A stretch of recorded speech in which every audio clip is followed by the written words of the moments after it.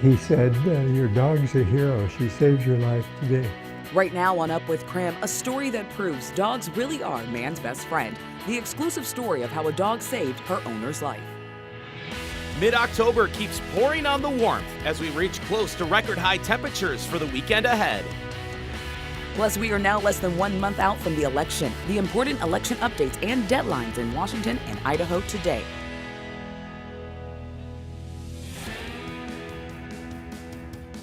Up with KREM begins now.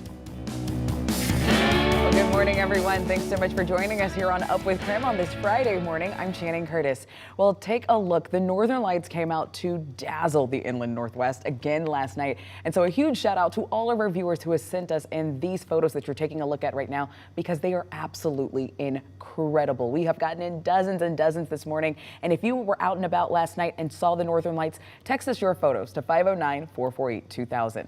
In the meantime, though, our space expert and meteorologist Thomas Patrick, of course, joining us now. So Thomas, what are our chances of seeing the Northern Lights again tonight? Yeah, so for tonight, unfortunately, I do not think this is going to be a two-night display for the Northern Lights. Kind of one night only, it seems, this time around. But still, these pictures were absolutely incredible. I also want to say, I really appreciate everybody that even just took a second to look out their own window. And I know that you were probably like, I'm in the middle of the city. There are a lot of city lights. Maybe it didn't look so great, but a lot of people could still tell that there were those reds and purple glow to the night sky, even in the middle of the city. But obviously, if you took a little extra effort to get outside of those city lights, you probably saw something that looked like that. Absolutely stunning displays. But like I said, probably not going to be out there again for tonight because the solar storm has passed and the aurora has already faded across the northern hemisphere. Well, if you are heading out on your morning commute right now, we're taking a live look at I-90 and Freya. At 6:02 on this Friday, it looks like nothing's slowing you down on this portion of I-90. We'll take a look at some of our other area traffic cameras and let you know if anything is impacting your morning commute. This morning, an exclusive story of a dog who saved her owner's life after he fell and broke his hip. KREM 2's Christian Garza sat down with Gita and her owner to talk about the day that proved dogs really are a man's best friend. It was here at this cabin in the middle of Stevens County where Gita rescued her owner, Keith Johnson, ultimately saving his life after he rescued her 13 years ago as a puppy. She knew I needed help, and she knew what she needed to do to get it. It was a day that started just like any other, but it would soon become a day Keith Johnson would never forget. It occurred to me that I might die out there. On Wednesday, September 25th, Keith woke up to the sound of his continuous glucose machine telling him his blood sugar was low. But while on the way to the fridge to get some juice, he noticed his dog Gita needed to go outside. And I thought Gita and I would both just pee and come back inside. But Gita had other plans. Instead, she wanted to go off down toward the woods. Keith got about 20 or 30 feet from his cabin when he decided to turn around and head back. That's when he suddenly felt dizzy and fell right here, breaking his hip. I was there 6.5 hours. Waiting for someone to help him. I would call for help, and Gita would come over. and finally, she decided she needed to act on that. Jumping into action, just like Lassie would do. I found her laying across the center lines. She just stood up and looked at me, and she looked back towards the driveway and then looked at me, and then she took off up the driveway. Getting the attention of Deputy Colton Wright, bringing him back to help her dad. I was immensely relieved that I'd been saved, and then I discovered that it was Gita. When I was standing at the truck and I looked this way, I could see Keith laying here with his hand in the air, calling out for help.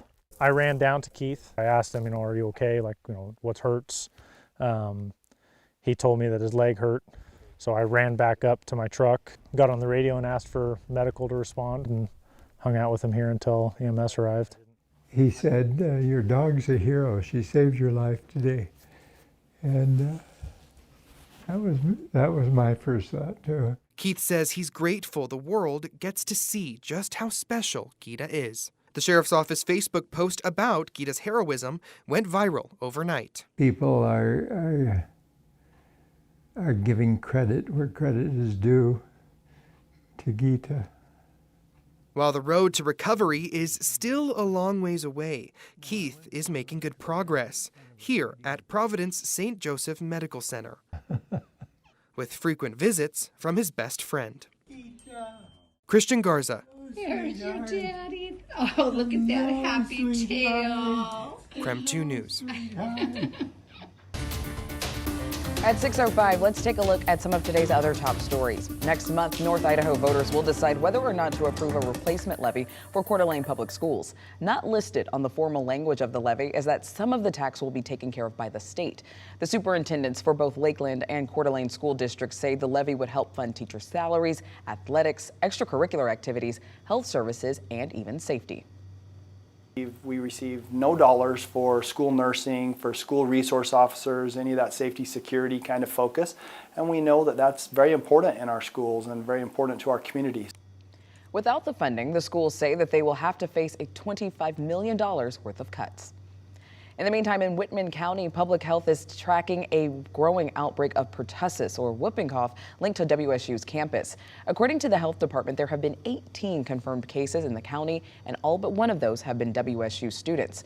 Now, whooping cough usually starts with a cold-like symptom, but it can turn into severe coughing fits that can last for months. The confirmed cases are being asked to isolate, and the health department is asking the community to watch out for symptoms. Well, the Spokane Marathon is taking place this Sunday. The marathon, half marathon, and 10K will take place from 7 a.m. until 1 p.m. Now, this marathon is a qualifier for the Boston Marathon, and the 10K race is a qualifier for Bloomsday's second seeding. Event organizers warn that drivers might experience some rolling closures through Browns Edition and other parts of downtown Spokane.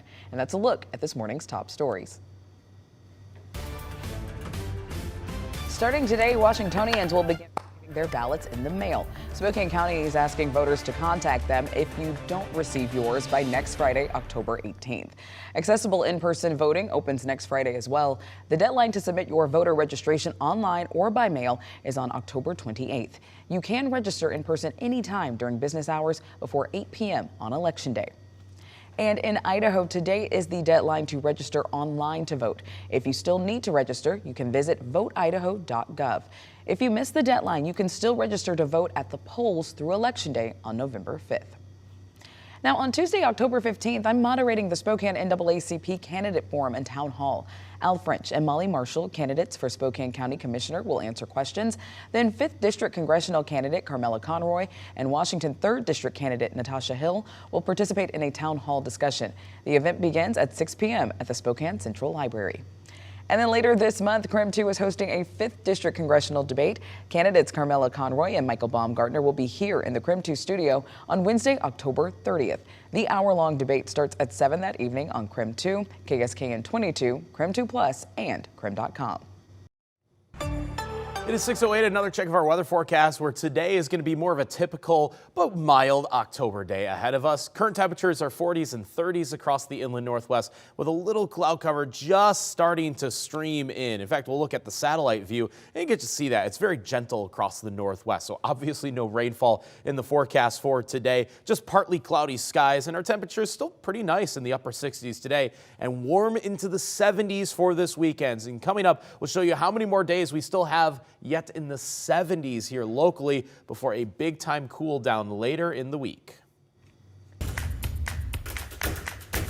Coming up in the next 3 minutes here on Up with KREM, we're going to be joined by the Pumpkin Cowboy himself, who's going to tell us more about the great Pumpkin Fest tradition and how its goal is to support and love our community. But before we get to that, let's take a look at our wake-up call. Of course, we've been talking about the Northern Lights and how many of us got to see them last night. So if you were out and about and maybe got a chance to see them for yourself and you snapped a couple of photos, text them to us at 509-448-2000 or post to social media and use the hashtag #UpWithKREM. We're taking a look at some of the ones that our viewers have already sent us, and man, these colors are so vibrant and stunning. We just love looking at them. So again, text us yours to 509-448-2000.